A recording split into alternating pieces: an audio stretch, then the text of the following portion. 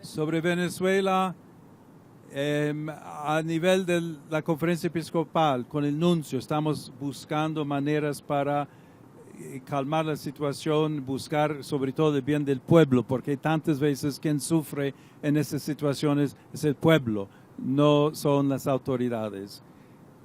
Las voces que vienen de Estados Unidos cambian con cierta frecuencia a veces. Hay que ver. Por un lado, parece que ha habido una conversación por teléfono de los dos presidentes. Al otro lado, hay ese peligro, esa posibilidad de que haya alguna actividad, alguna operación, incluso invadiendo el territorio de Venezuela. Yo no sé más. Yo, de nuevo, creo que es, digamos, mejor buscar maneras de diálogo, quizás presión, incluso presión económica, pero buscando otra manera para cambiar, si es lo que decidan hacer en Estados Unidos. Well, look, all I know is this. Every boat that you see get blown up, we save 25,000 on average lives, 25,000 lives.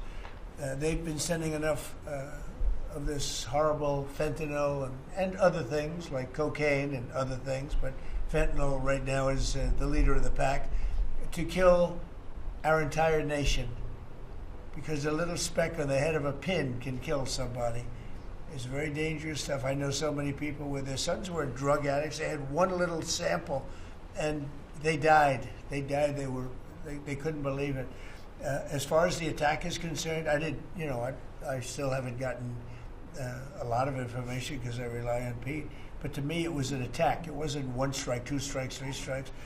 Somebody asked me a question about the second strike. I didn't know about the second strike. I didn't know anything about people. I wasn't involved in it. I knew they took out a boat.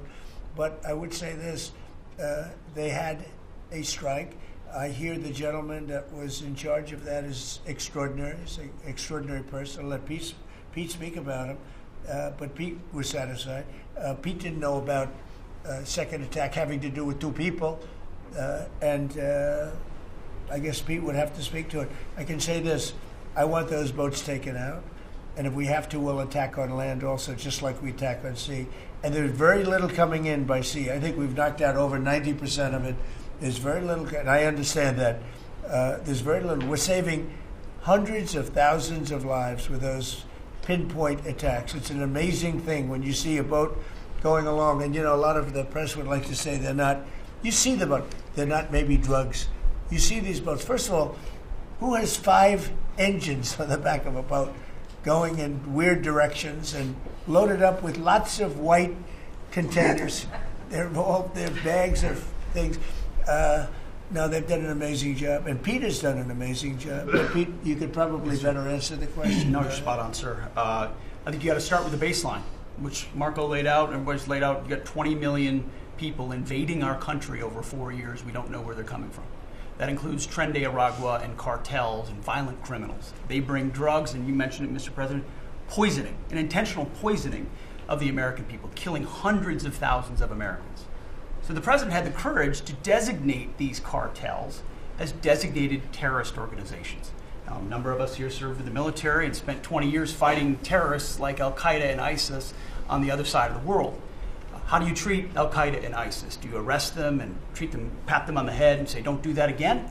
Or do you end the problem directly by taking a lethal, kinetic approach?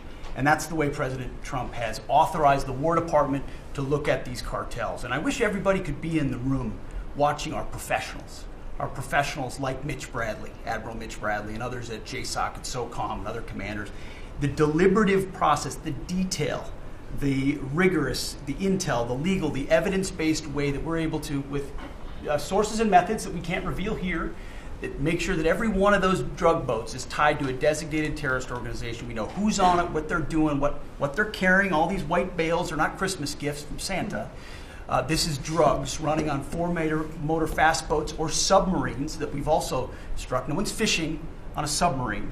And I have empowered them to make that call. Now, the first couple of strikes, as you would, as any leader would want, you want to own that responsibility. So I said, I'm going to be the one to make the call after getting all the information and make sure it's the right strike. That was September 2nd. There's a lot of intelligence that goes into that building that case and understanding that a lot of people providing information. I watched that first strike live. As you can imagine, at the Department of War, we got a lot of things to do. So I didn't stick around for the hour and 2 hours, whatever, where all the sensitive site exploitation digitally occurs. So I moved on to my next meeting. A couple of hours later, I learned that that commander had made which he had the complete authority to do, and by the way, Admiral Bradley made the correct decision to ultimately sink the boat and eliminate the threat. He sunk the boat, and eliminated the threat.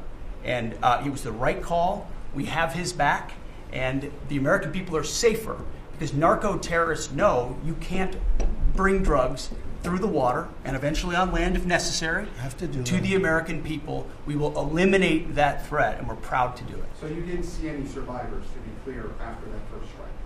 You personally? I did not personally see survivors, but I stand, because the thing was on fire. It was exploded and fire and smoke. You can't see anything. You got digital. This is called the fog of war. This is what you in the press don't understand. You sit in your air-conditioned offices or up on Capitol Hill and you nitpick and you plant fake stories in the Washington Post about kill everybody, phrases on anonymous sources not based in anything, not based in any truth at all.